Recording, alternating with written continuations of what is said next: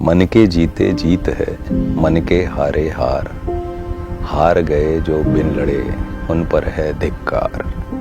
उन पर है धिक्कार जो देखें ना सपना। सपनों का अधिकार असल अधिकार है अपना। अपनों की खातिर करना है कुछ आज हमें। अजर अमर कर देना है स्वराज हमें। तू माटी का लाल है, कोई कंकड़ या धूल नहीं। तू समय बदल के रख देगा, इतिहास लिखेगा भूल नहीं। तू भोर का पहला तारा है, परिवर्तन का एक नारा है। ये अंधकार कुछ पल का है, फिर सब कुछ तुम्हारा है। और नमक, हमने कहा था महाराज हम नमक हैं, जा रहे हैं आपके शत्रुओं की चोट पर लगे। तुम नमक नहीं चंदन हो, तुम तिलक हमारे माथे का। एक कविता एक्चुअली जब हम लोग स्क्रिप्ट पढ़ रहे थे तो कहीं ना कहीं एक वो भी था कि छत्रपति संभाजी महाराज के जीवन में उन्होंने 127, जितनी मुझे जानकारी है, 127 युद्ध लड़े और ये फिल्म उनके ऊपर है।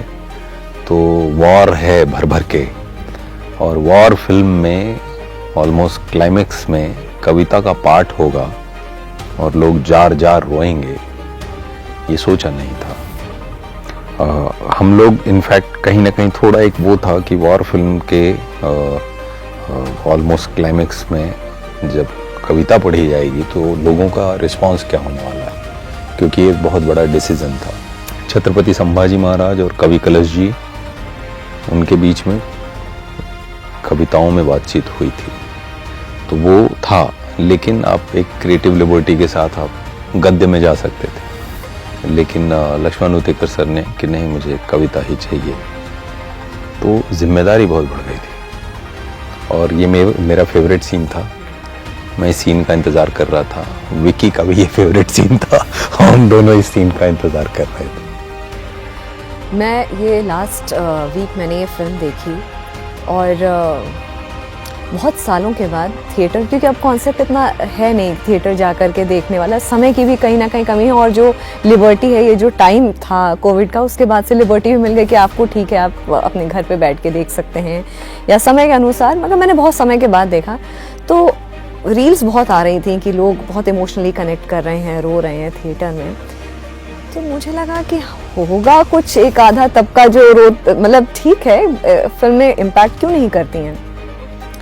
मेरी आगे वाली सीट पे रो पे मुझे सिसकियाँ आ रही थी, पड़ोस में सिसकियाँ आ रही थी, और इस कविता के दौरान ही ये सिसकियाँ आ रही थी कि जिस तरह से आप लोगों की डिलीवरी रही थी बहुत कमेंडेबल था। Thank you so much.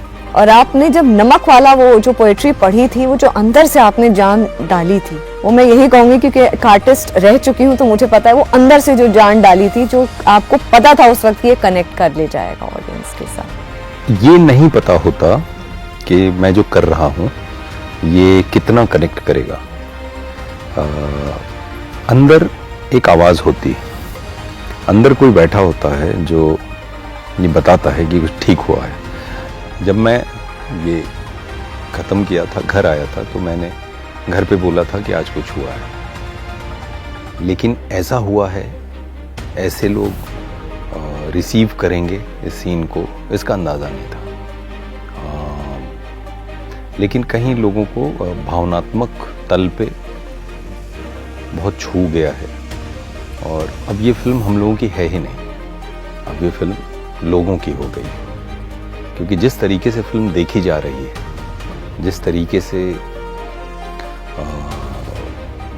Social media पे या पर्सनली रिस्पांस मिल रहा है, I never experience in my whole career, कभी मैंने ऐसा कुछ अनुभव नहीं किया।